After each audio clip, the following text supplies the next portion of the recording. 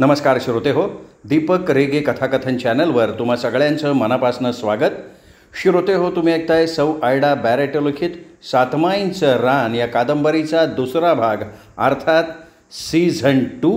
आणि आज या कादंबरीचं प्रकरण क्रमांक 4, दिवाळीची माझ्या मनातल्या सांदी कोपऱ्यातली आठवण. त्यावेळी आमच्या वाड्यात नवरात्रीच्या शेवटच्या दिवशी उपवास फेडल्यावर घट उठायचे. त्यावेळी शिराळ शेठचं पोट फाडलेलं असे. आमच्या आत्मा तुकादादाच्या तातू, मुरली आणि धोंड्याच्या टोप्यात आणि माझ्या बाबांच्या आणि काकांच्या पागोट्यात घटातली रोपं खोचून शिलंगणाचे फेरे घेतले जात. नंतर दिवाळी माई आपल्या सहस्त्र उजेडाच्या प्रकाशाने उजळून हसत नाचत गाजत आमच्या वाड्यात येत असे. तशी आमची आनंदी आत्या फार समजूतदार होती. आपल्या पतीच्या आणि त्याच्या कुटुंबाच्या जाण्याचं मोठं दुःख आपल्या मुलांवर आणि वाड्यावर थोपून रडत बसून सर्वांचा हिरमोड करणं आनंदी आत्याला अजिबात मान्य नव्हतं. फक्त आत्याला वैधव्य आलं त्या वर्षी मात्र आमच्या वाड्यात आणि गावातल्या रीतिरिवाजाप्रमाणे दिवाळी आणि इतर सण केले गेले नव्हते. पण नंतर तिने येणारी प्रत्येक दिवाळी आणि सण आपल्या सुरेश रमेशसह हसत खेळत साजरे केले होते. दिवाळीच्या 4 दिवस अगोदर आमचा संपूर्ण सातमाईंचा वाडा, तुळशी वृंदावनाच्या आजूबाजूची जागा, इरली काकू, मंगी काकू आणि माझी आई मिळून शेणाने सान सारवून आपल्या नाजूक बोटांनी त्या सारवणात छान नक्षी करून सारवण करत आणि त्या ओल्या हिरव्या शेणाच्या वासात आम्ही पोरी आपल्या दारापुढे तांदळाची पिठी घेऊन रांगोळ्या रेखाटत असो. त्या सगळ्या रांगोळ्या आम्ही आत्याच्या मदतीनं काढायचो. आमची हुशार आत्या देखील आम्हा मुलींची भांडणं होऊ नयेत म्हणून सर्वांच्या रांगोळ्या एकाच पद्धतीनं काढत असे. त्या रांगोळ्या सरस्वती आणि लक्ष्मीच्या असत. नंतर आम्ही त्या सरस्वतीच्या लुगड्यावर तांदळाच्या पिठीचा सफेद रंग आणि लक्ष्मीच्या लुगड्यावर कुंकवाचा लाल रंग भरायचो. वेगवेगळ्या बांगड्यांच्या काचेच्या रंगीत तुकड्यांनी त्यांचे मुकुट सजवून नंतर त्या रांगोळ्यात आत्याच्या मदतीनं हळद कुंकवाचा रंग भरून आमच्या रांगोळ्या पुऱ्या होता होता घट बसले जात असत. त्यावेळी आमची कल्पक आत्या शेणात थोडी माती कालवून त्याच्या सुंदर गवळणी करून आमच्या सारवलेल्या ओसरीवर त्या गवळणी मधोमध उभ्या करून ठेवी आणि त्यांच्या बाजूला गाई म्हशीचे शेणामातीचे तयार केलेले ताडे उभे करून ठेवत असे. आम्ही मुली त्यावेळी काय करायचो, त्या छान गवळणींच्या डोकीवरील शेणामातीच्या टोपलीत चमच्यानं इवलं दही घालायचो. नंतर देवघरातल्या सगळ्या देवांच्या मूर्तींना आंघोळ घालून त्यांना पुसून पुन्हा त्यांच्या जागेवर ठेवून द्यायचो. नंतर आमच्या आया त्यांना हळद कुंकू लावून एक एक फूल त्यांच्यासमोर ठेवून त्यांची पूजा करत. त्यावेळी आम्ही प्रत्येक देव्हाऱ्याच्या समोर देखील 4 तांदळाच्या पिठीचे ठिपके काढून साधी रांगोळी रेखाटून एखादं फूल ठेवून द्यायचो. आमच्या बाबा आणि काकांनी शिरगोप पिऊन पिशवीभर आणलेली झेंडूची फुलं आम्ही तेव्हा सगळ्या रांगोळ्यात आणि देवापुढे ठेवत होतो. ह्या आमच्या रांगोळ्या आणि देवाच्या आंघोळ्या चालू असताना एकटी आमची आजी मात्र कोणाचीही मदत न घेता स्वतः सातमाईंना त्यांच्या जागेवरनं बाहेर काढायची आणि त्यांना उठणं चोळून नंतर ऊन पाण्यानं त्यांना आंघोळ घालून त्यांची जुनी लुगडी चोळी काढून त्यांना नवीन लुगडं चोळी नेसवी. आजी प्रत्येक दिवाळीला एक चांगलं भारी लुगडं सातमाईंसाठी नागो काकांकडनं आणून घे. नंतर आत्या त्या लुगड्याचे 7 तुकडे करून 7 लुगडी तयार करून त्याच उरलेल्या लुगड्याच्या चोळ्या शिवायची आणि अशी ती नवीन लुगडी चोळी आजी त्या सातमाईंच्या मूर्तींना घालत असे. नंतर आत्यानंच तयार केलेल्या लहान मोगऱ्याच्या वेण्या त्या सातमाईंच्या आंबाड्यावर माळून त्यांना त्यांच्या कपाळावर हळद कुंकू लावून त्यांचा देव्हारा नीट पुसून पुन्हा त्यांना आपापल्या जागेवर ठेवून द्यायची. त्यावेळी आजीच देव्हाऱ्यापुढे तांदळाच्या पिठीची रांगोळी रेखाटत असे आणि सातमाईंसमोर धूप जाळून उदबत्त्या लावून ठेवी. आता आजी हे सगळं काम स्वतः करत असे. ती कोणालाही, अगदी आनंदी आत्याला देखील सातमाईंना हात लावू देत नसे. आजी हे सगळं सातमाईंचं आटपत असताना आमची आत्या 2 कोमट पाण्याच्या बादल्या घेऊन झपाटलेल्या बाभळीच्या रानात 5 बाभळीच्या झाडांना झपाट्याच्या नावानं उठणं लावून मुळाशी तांब्यानं पाणी घालून झपाट्याची आंघोळ उरकून घ्यायची. नंतर फडक्यानं ती ओली झाडं पुसून 5 नवीन लुगडी चोळी त्या 5ही झाडांसमोर हिरव्या बांगड्यांसकट घालून ठेवी.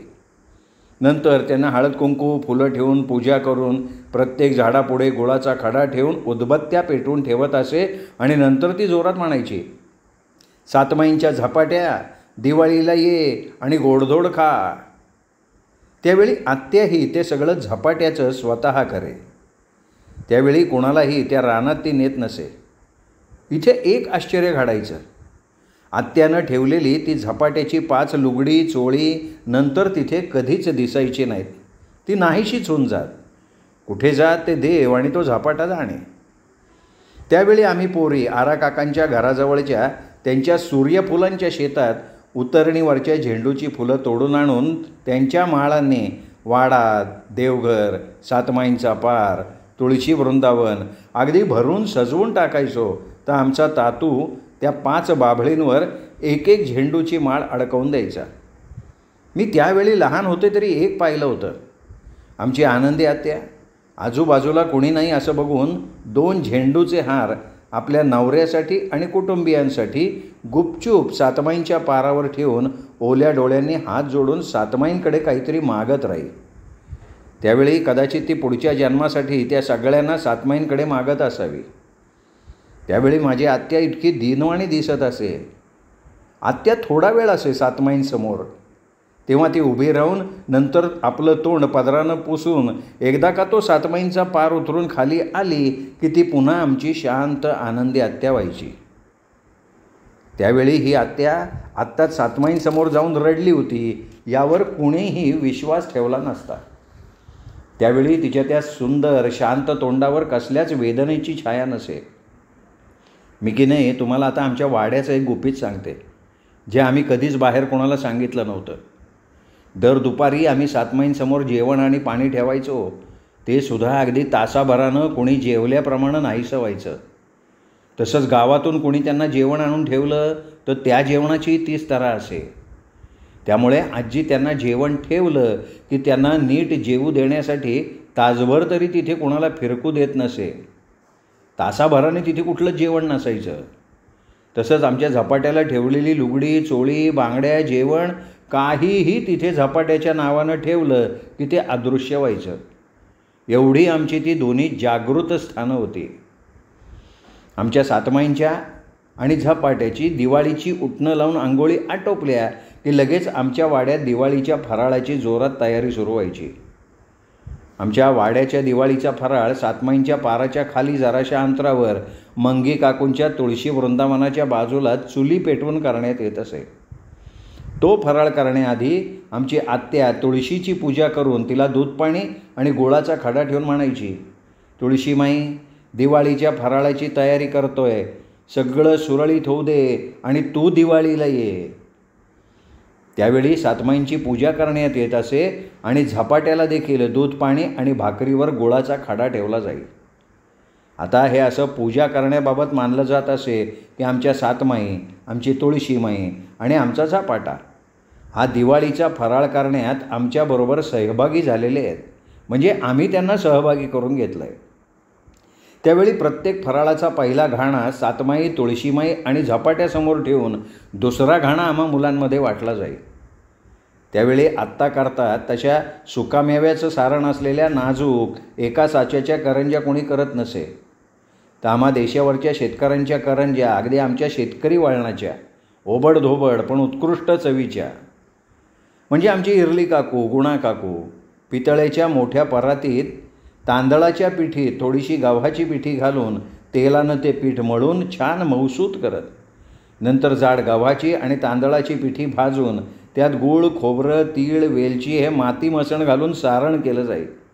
नंतर तेलानं माखलेल्या छोट्या छोट्या पोळ्या लाटून त्यात ते सारण भरगच्च भरून करंजीच्या दोन्ही कडा बंद करून शंकरपाळीच्या चमच्यानं त्या काड्या अर्धगोलाकार कापून त्याला करंजीचा आकार देण्यात येत असे आणि अशा करंज्यांचा ढीगचा ढीग तळला जायचा. आमच्या गव्हाच्या आणि तांदळाच्या पिठीच्या करंज्या दुसऱ्या दिवशी अगदी मस्त कडक व्हायच्या. इतक्या की ती मोठी करंजी हातात घेऊन वाजवल्यावर आतलं सारण खडाखडा वाजायचं. आम्ही पोरं ती करंजी दोन्ही हातात धरून खारुताईनं आपल्या हातात एखादं फळ धरून ते कुटू कुटू खावं. अगदी तशाच प्रकारे ती कडक करंजी खाताना आमची नाजूक तोंडं दुखून येत. पण जेव्हा आमची आनंदी आत्या एवढी मोठी स्वादिष्ट करंजी आम्हा पोरांच्या हातावर एक एक ठेवत असे, त्यावेळी आम्ही पोरं अगदी हरखून जायचो. मला आठवतं आहे, ती एक करंजी चगळून चगळून खायला आम्हा पोरांना 1 तास तरी लागत असे. आज मी मुंबईला असताना माझ्या घरी सुकामावा घातलेले काजू, बदामाचं सारण करून मैदा दुधात भिजवून त्याची तूप लावून पोळी लाटून ते मेव्याचं सारण भरून एका साच्याच्या सुबक करंज्या करून त्या अगदी साजूक तुपात तळते आणि माझी ती तोंडात विरघळणारी साजूक तुपात तळलेली करंजी खाताना मला अचानक त्या माझ्या माहेरच्या गोडे तेलात तळलेल्या आतलं सारण खडाखडा वाजणाऱ्या मोठमोठ्या करंज्या आठवतात. आणि ती तोंडात विरघळणारी शहरी करंजी मला त्या नळाच्या पाण्यासारखी बेचव लागते, कारण त्या करंजीला माझ्या आत्याचा, माझ्या काकू आणि आईचा हात लागलेला नसतो. आणि मला अचानक वाटतं की आपण कशाला तरी फार मुकलेलो आहोत. आता आमच्या करंज्यांच्या गोडे तेलाचा पहिला घाणा तळून झाला की तो सातमाईंपुढे, तुळशीमाईपुढे आणि झपाट्याच्या पुढे ठेवला जाई. दुसरा घाणा आम्हा मुलांचा.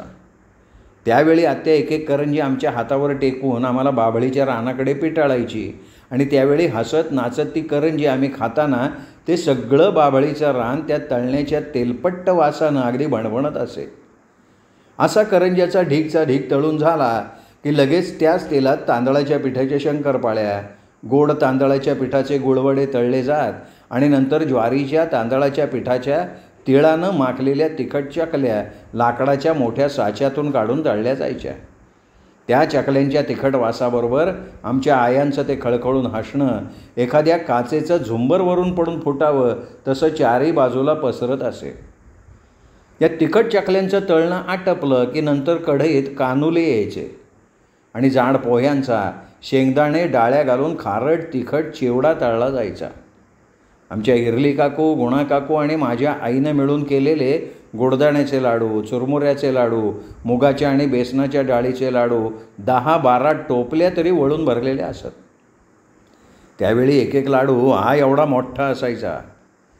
त्यावेळी रव्याच्या लाडवांना इथं स्थान नव्हतं. ते कधी शिरगुप्पीच्या हॉटेलमधनं आणले जात. इथे 4 दिवस चालणाऱ्या दिवाळीच्या फराळात कसलीच काटकसर नसून सर्व काही भरपूर घातलेलं मोठं मोठं असे.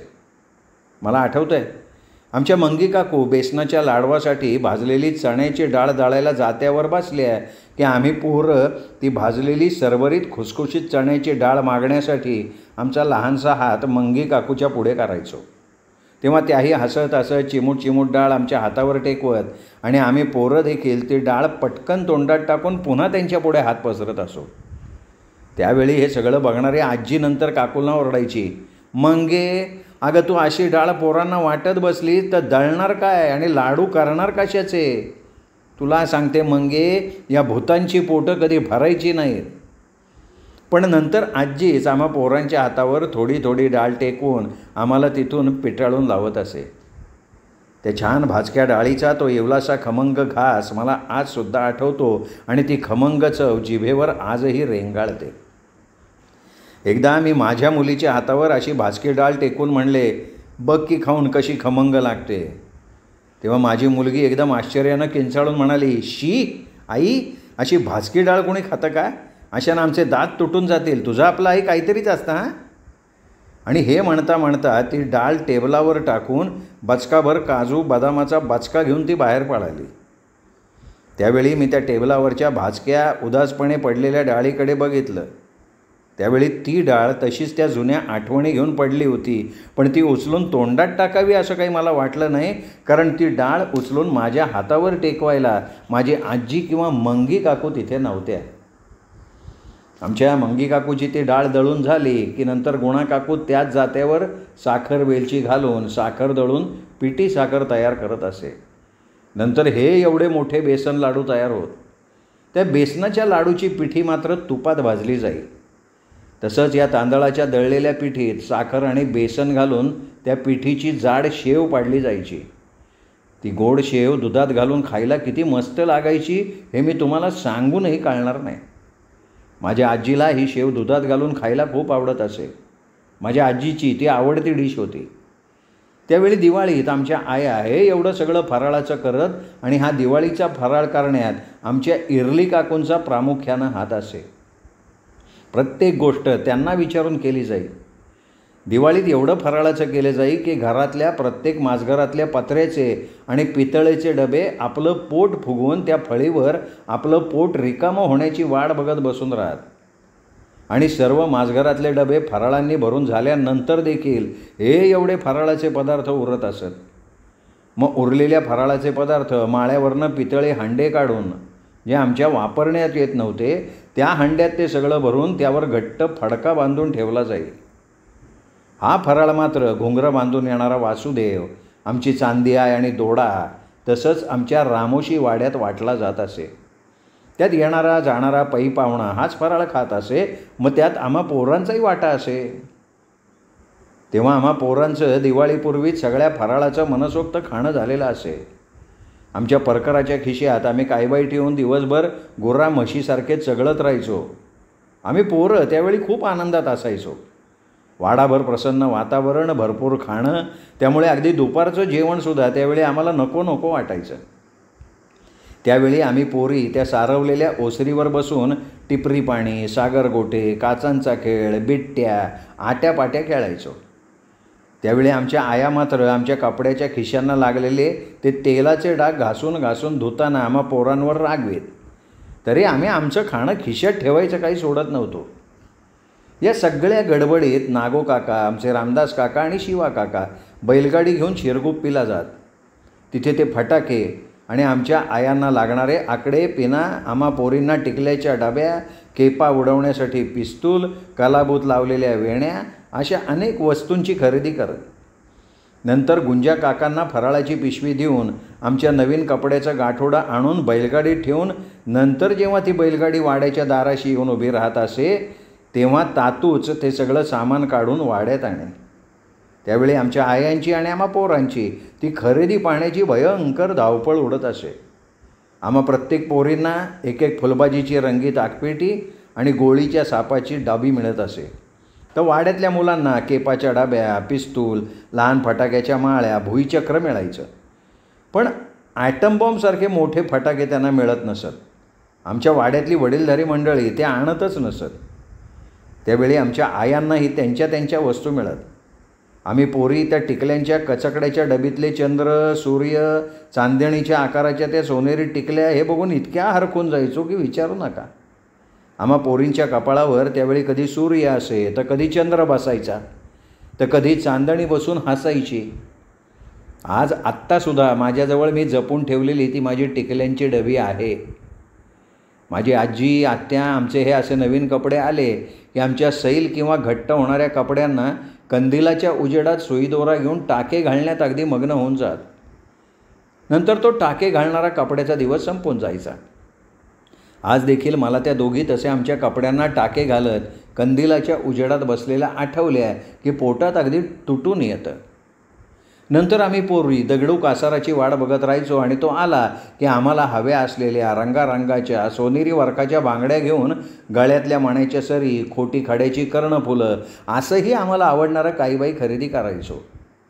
या दगडू कासाराला आणि त्याच्या पोराला धान्याबरोबर ताट भरून फराळाचं दिलं जाई आणि जातानाही त्यांना आमच्या वाड्याकडून मोठी फराळाची पिशवी दिली जायची.